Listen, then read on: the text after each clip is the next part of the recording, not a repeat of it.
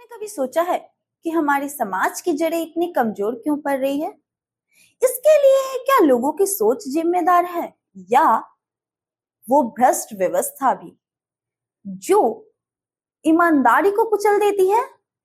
तो आइए देखते हैं इसे एक कहानी के माध्यम से। So hello friends, welcome two means academy. मैं हूं सिमरन केसरी और आप देख रहे हैं ये वीडियो मीन्स एकेडमी से, जहां पर हाई क्वालिटीज के videos, images and 3D animation से पढ़ाया जाता है, जिससे पढ़ना लिखना हो जाता है एकदम आसान। तो चलिए स्टोरी को देखते हैं जिसमें ईमानदारी को कुचला जाता है भ्रष्ट व्यवस्था द्वारा।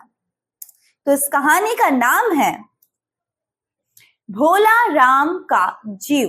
जी हाँ, भोला राम का जीव इस कहानी का नाम है और इस कहानी के लेखक है हरिशंकर परसाई। हरिशंकर परसाई जी ने भोला राम का जीव कहानी की रचना की है। इस कहानी की शुरुआत होती है यमदूत यानी कि यमराज के दरबार से, जहां पर यमराज परेशान बैठे होते हैं और चित्रगुप्त बार बार रजिस्टर पर रजिस्टर पलटते हैं और अपने चश्मे को पोंछते हैं और कहते हैं कि 5 दिन से भोला राम का जीव ने शरीर त्यागा है, लेकिन अभी तक ये यमलोक नहीं पहुंचा। तभी वहां पर यमदूत आते हैं, बहुत ही थके हुए बदहवास अवस्था में, और जो चित्रगुप्त हैं वो पूछते हैं यमदूत से कि 5 दिन हो गए और तुम अभी तक भोला राम के जीव को लेकर यहाँ क्यों नहीं पहुंचे थे? तो फिर वो कहते हैं, यमदूत हाथ जोड़कर बोलते हैं कि दयानिधि, मेरे साथ कभी ऐसा नहीं हुआ। मैंने बहुत सारे वकील, डॉक्टर, सभी को जब भी वो देह त्यागता है मैं तुरंत ही उसे लेकर यमलोक पहुंच जाता हूँ, लेकिन इस बार तो धोखा ही हो गया मेरे साथ। मैं जैसे ही भोला राम ने अपना जीव त्यागा, शरीर त्यागा, मैं उसके जीव को लेकर नगर के बाहर वायु तरंग में पहुंचा ही था, एकदम तीव्र वेग से आ ही रहा था, तभी न जाने कहा वो जीव गायब हो गया। मैंने 5 दिन पूरे ब्रह्मांड की छान ली, लेकिन वो जीव मुझे कहीं भी न मिला। बहुत क्रोधित होते हैं इस बात पे धर्मराज यानी कि हमारे यमराज जी, और फिर वहीं पर नारद मुनि आ जाते हैं, नारायण नारायण करते हुए, और पूछते हैं कि क्या बात है, इतना परेशान क्यों है? क्या यमलोक में जो जगह की कमी की जो कमी था वो पूरा हो गया? तो यमदूत बोलते हैं और यमराज बोलते हैं क्या कि हाँ, वो तो कमी कब का पूरा हो गया। बहुत सारे इंजीनियर्स और आर्किटेक्ट आए हैं, बहुत जल्दी जल्दी उन्होंने घर बना दिया, तो नर्क में जो जगह की कमी की व्यवस्था थी वो मैंने पूरा कर लिया। तो फिर नारद बोलते हैं कि चिंता का विषय क्या है? तो सारी बात बताते हैं चित्रगुप्त की, ऐसा ऐसा बात है, भोला राम का जीव ने 5 दिन पहले ही अपना देह त्यागा है और अभी तक यमदूत उसे यमलोक लेकर नहीं पहुंचा था, और अभी ये खाली हाथ आया है और कहता है कि जो जीव है वो कहीं गायब हो गया। नारद मुनि बोलते हैं, बहुत ही ये तो रोचक बात है, मैं खुद स्वयं जाऊंगा धरती पर और इस चीज का पता लगाऊंगा।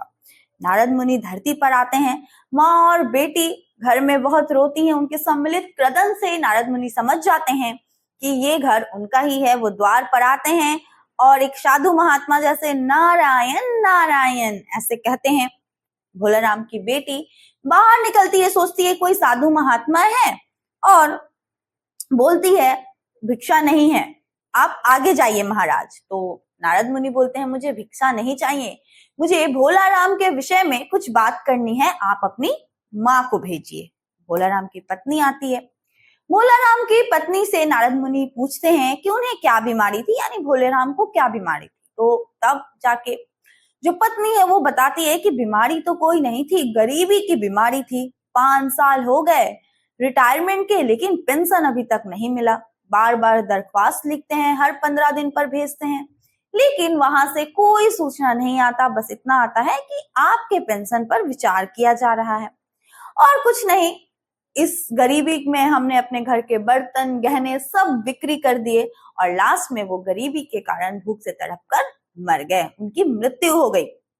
इस बात पर नारद मुनि समझते हैं कि वो अच्छा ये बात है। वो जैसे ही जाते हैं तो उनकी जो पत्नी है, भोला राम की पत्नी, वो बोलती हैं कि आप तो साधु महात्मा हैं, आप कुछ मेरा मदद कीजिए, आप जाइए ऑफिस। तो नारद मुनि ऑफिस पहुंचते हैं। नारद मुनि जी जब ऑफिस पहुंचते हैं तो वहां साहब से मिलते हैं। साहब बोलते हैं क्या काम है, तो ये कहते हैं कि भोला राम के पेंशन के विषय में बात करना है। तो वो बोलता है साहब कि हाँ, दरख्वास्त तो भोला राम ने भेजी थी लेकिन उस पर वजन नहीं रखा था। और यहाँ पर भ्रष्टाचार की और ये कहानी इंगित करती है। वजन अर्थात घूस की बात की जा रही है। यहाँ पर वजन नहीं रखा था, नारद मुनि समझ नहीं पाते हैं और वो इस आज की व्यवस्था के जैसा एक टेबल से दूसरे तरफ, एक बाबू से दूसरे बाबू, तीसरे बाबू के पास घूम घूम कर एकदम से थक जाते हैं। तभी चपरासी जो होता है वो बोलता है इन लोगों से कुछ नहीं होगा, आप डायरेक्ट बड़े साहब से मिले। नारद मुनि बड़े साहब के पास जाते हैं। बड़े साहब पूछते हैं गुस्से में क्या काम है। तो नारद मुनि बताते हैं कि भोले राम के पेंशन के विषय में बात करना है। उसने दरख्वास्त तो भेजी है लेकिन अभी तक पेंशन का ऑर्डर नहीं आया। तब जो साहब है वो भी हंसने लगते हैं और बोलते हैं नारद मुनि जी को कि उसने दरख्वास्त तो भेजी थी लेकिन उस पर वजन नहीं रखा था। फिर नारद मुनि समझ नहीं पाते हैं और ये डायरेक्ट बोलते हैं कि वजन यानी कि कुछ देना पड़ता है। आपकी ये जो सुंदर वीणा है ये भी वजन के तौर पर आप मुझे दे सकते हैं क्योंकि मेरी लड़की जो है वो गाना बजाना सीखती है, वगैरह वगैरह। ये घूस के रूप में नारद मुनि की जो है वो इंस्ट्रूमेंट है उसको रख लेते हैं और बोलते हैं अपने चपरासी को कि जाओ नारद मुनि के फाइल को लेकर आओ। नारद मुनि के सारे फाइल्स को लेके आओ। और वो चपरासी सारे फाइल्स को लेकर आता है। इतने सारे फाइल्स के बीच में से एक फाइल निकालते हैं वो भोला राम का और नाम कंफर्म करने के लिए दोबारा जो साहब है वो पूछते हैं क्या नाम बताया आपने। तब जोर से नारद मुनि बोलते हैं भोला राम। तभी उस फाइल में से आवाज आती है कौन पुकार रहा है मुझे, पोस्टमैन है क्या, पेंशन का ऑर्डर आ गया। यहाँ दिखाया जाता है कि भ्रष्टाचार इतनी चरम सीमा पे है कि एक जीवात्मा भी अभी तक मोह माया को त्याग नहीं पाया और इसी में लिप्ता हुआ है अपने परिवार के चिंता में। ठीक है, भ्रष्टाचार के कारण इसका अभी तक पेंशन नहीं मिला। ये 5 वर्ष रिटायरमेंट के हो गए और ये मर भी गया, फिर भी पेंशन अभी तक नहीं मिला। तो नारद मुनि बोलते हैं भोला राम से मैं नारद मुनि हूँ, तुम्हें यमदूत लेने आया था, तुम गायब हो गए, मैं तुझे यमलोक ले जाने आया हूँ, चलो मेरे साथ। भोला राम बोलता है नहीं, मुझे नहीं जाना, मेरा दिल तो अभी पेंशन की फाइलों में अटका पड़ा है। और इस तरह से जो है वो कहानी की समाप्ति होती है। यहाँ दिखाया गया है कि किस तरह से भ्रष्टाचार ने इस जो समाज है उसकी जड़ों को एकदम से कमजोर कर दिया है ना। तो इसी तरह के इंटरेस्टिंग वीडियोस देखने के लिए हमारे YouTube चैनल को सब्सक्राइब करें और हमारे FB पेज को फॉलो करें और इस कहानी के लिए एक लाइक तो बनता ही है।